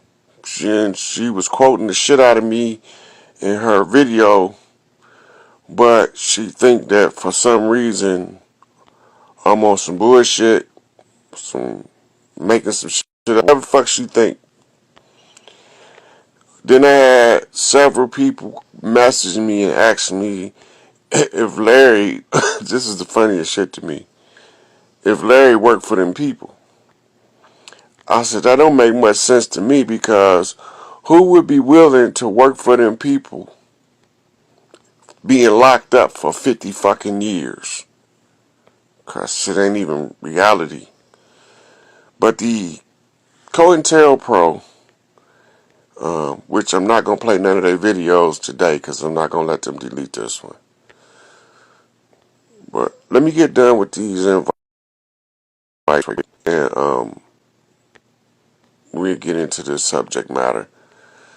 Because it's easy, people is easily, alright, don't look like that's it. So, people quick to say, to post some dirt on a motherfucking name.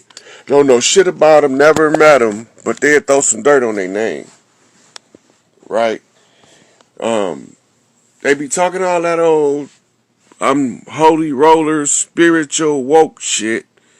But when they confronted with the opportunity to determine if they really spiritually woke by putting that shit to the question, these niggas run.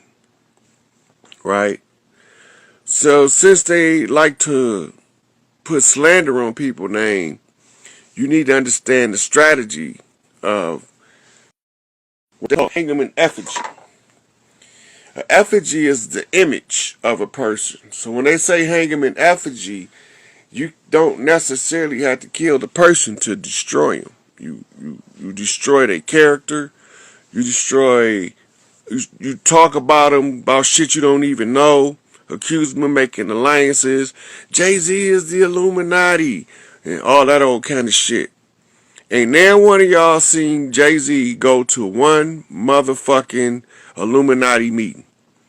Y'all seen him throw up some Rockefeller signs for his record label and say that make him be the Illuminati now.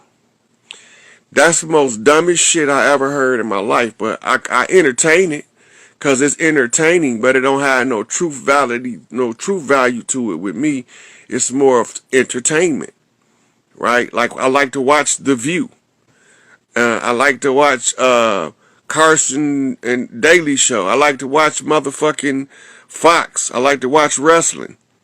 That shit for entertainment. That shit is not to tell me what's going on in the world, but I can use it to read it like an oracle just because I'm psychic. Right?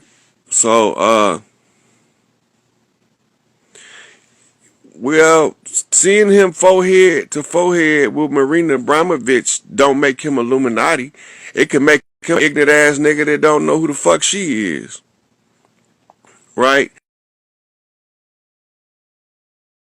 So I'm saying is or is not. I'm talking about the nature of slander and showing how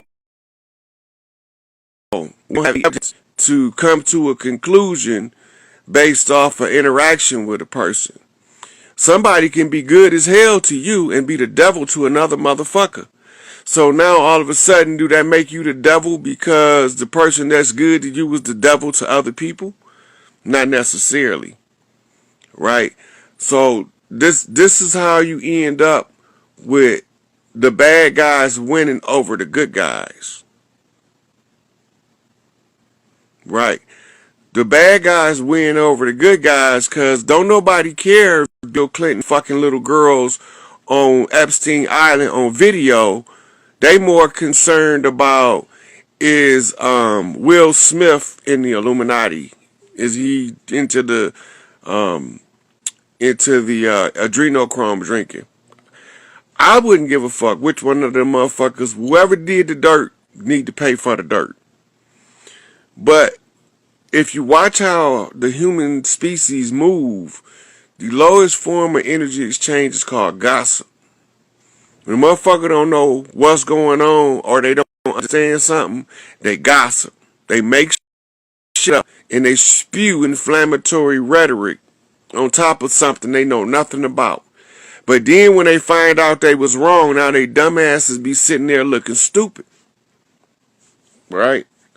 So everything ain't what it look like because it ain't supposed to be what you see. Motherfucker can narrate what you see. They can communicate what you see between them. And you will only see what the enemy wants you to see. That's why I told y'all, like when I was talking about that Isis Wisdom and her fraud shit she was doing, I didn't have no personal gripe against her. Like, I don't know her. Him, it, whatever the fuck the motherfucker is, I have no personal affiliation, but I do know this, that I'm always concerned when some strange person that I just meet come to me with some top secret information for no apparent reason, unsolicited. That always gets my attention.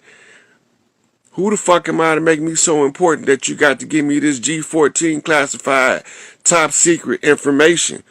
Where the fuck did you get? What make you think that you need to get beat it? How you know I'm the right motherfucker to get information to? Why you giving me this information? I'm just supposed to take it and do what with it? What you want me to do with it? Oh, you said do what I want to do with it. So when I tell y'all I'm dragging somebody the fuck out, I drag them the fuck out because I got the evidence. I don't just slander people. I let them slander their goddamn self by their slanderous deeds and actions towards others. I done told them 1,000 times, judge not that ye may not be judged, because the same measure by which you judge other motherfuckers, that's the motherfucking stick you judging yourself by, because the only person can judge you is you. You your own judge. So while you so busy trying to condemn everybody else, you condemning yourself if you don't know what you're talking about. Because if it turned out that this person is right, I'm going to turn out to be right. 22nd tomorrow, motherfuckers, and I'm going to turn out to be right. When we get done hijacking this free Larry Hoover shit and fucking the algorithm up, hitting them in the pocket, I'm going to turn out to be right. At the end of the game, I'm going to turn out to be right. I done told the truth every step of the way and gave y'all the motherfucking supporting documentation to show y'all I'm telling the truth.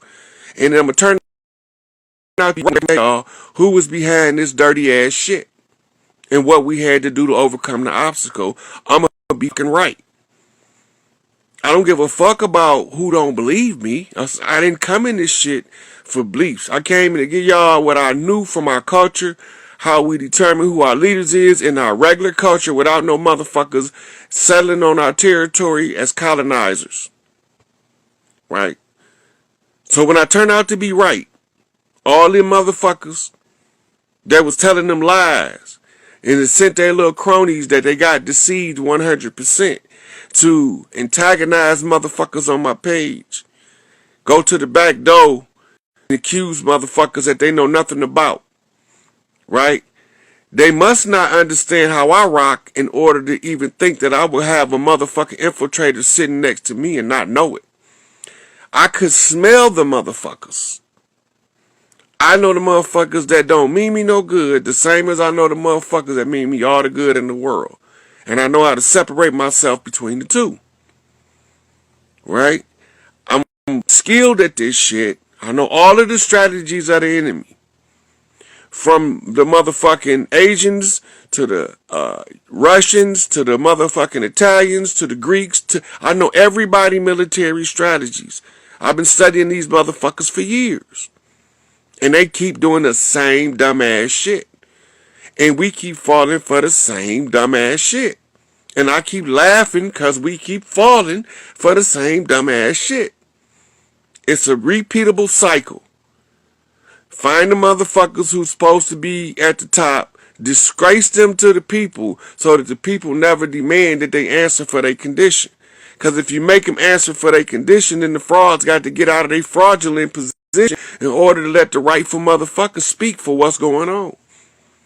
So when I get done being right, and when we get done getting the attention of the people, our people, we don't need the enemy attention. We don't need none of them niggas that's from Africa. We don't got no personal gripe with them unless they came in with the enemy doing the enemy bid. We don't got no problem with the motherfuckers from the Middle East, from the Far East. Right now, this is family business. This is about the family unifying together to get these motherfucking, get our shit. We know who the leadership is. All we got to do is use the oral tradition.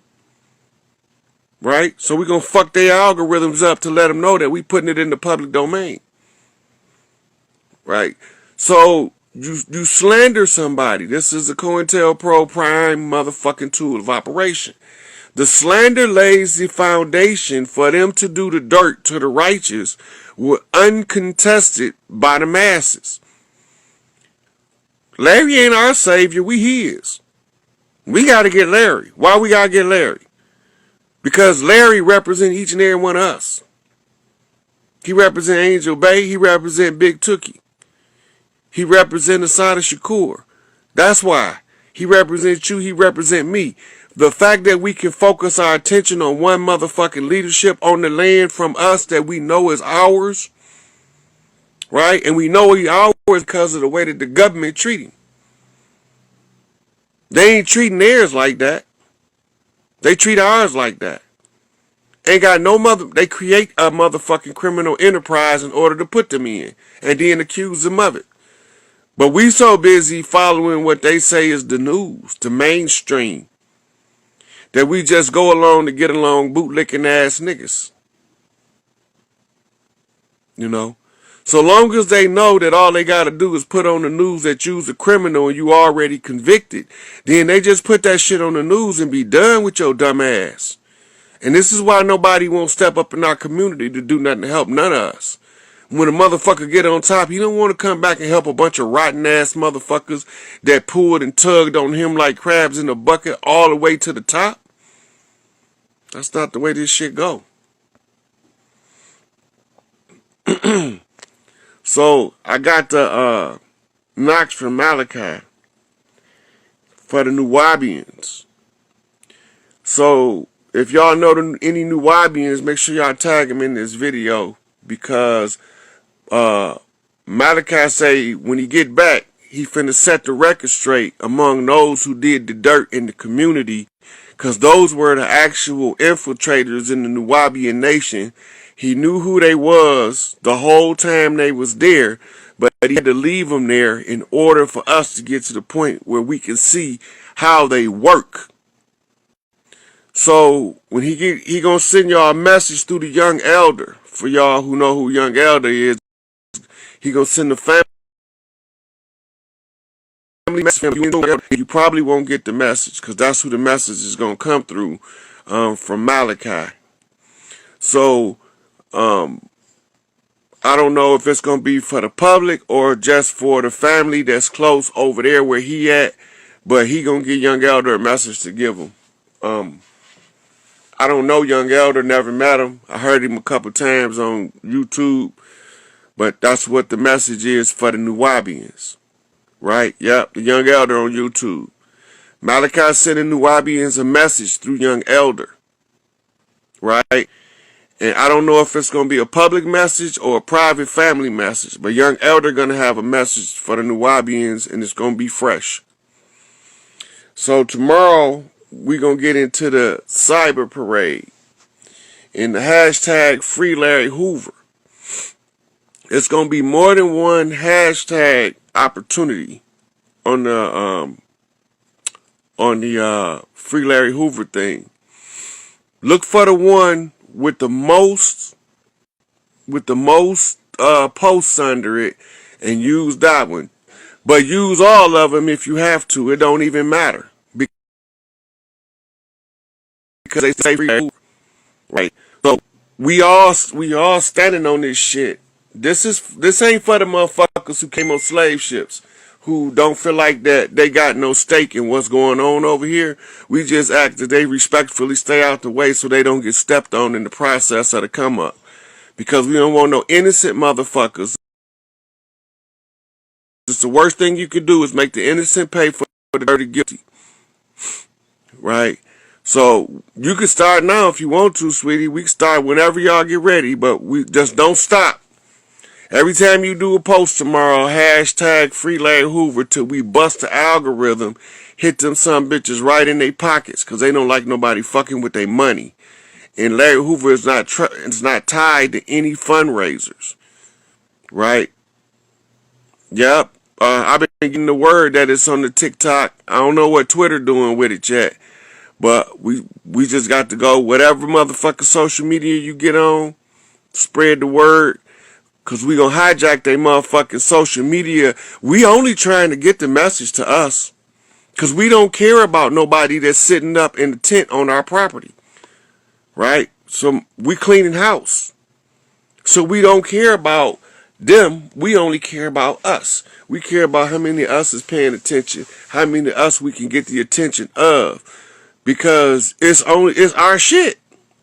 If it ain't their shit, they don't, we don't have no problem with dealing with them later. But for right now, we need to get the message to us. Organic motherfucker. Alright. So if Brother Umar Johnson want to be unapologetically African, we don't mind him he can be as African as he like to be. But while these organic motherfuckers from this land is on the move, stay your motherfucking unapologetically African ass out of the way before you need to apologize. This ain't none of his business. This don't have nothing to do with him. If he was a real Pan-Africanist and a real Garveyite, like he say, he would understand what a confraternity is, and he wouldn't be in our business trying to tell us that we came on a goddamn ship packed like a sardine, the most dumbest shit a motherfucker could possibly come up with and believe, and talk about he's educated. Talk about he's got a scientific mind, and that he can't be manipulated by the white man. Well, the white man got you thinking you came on a ship.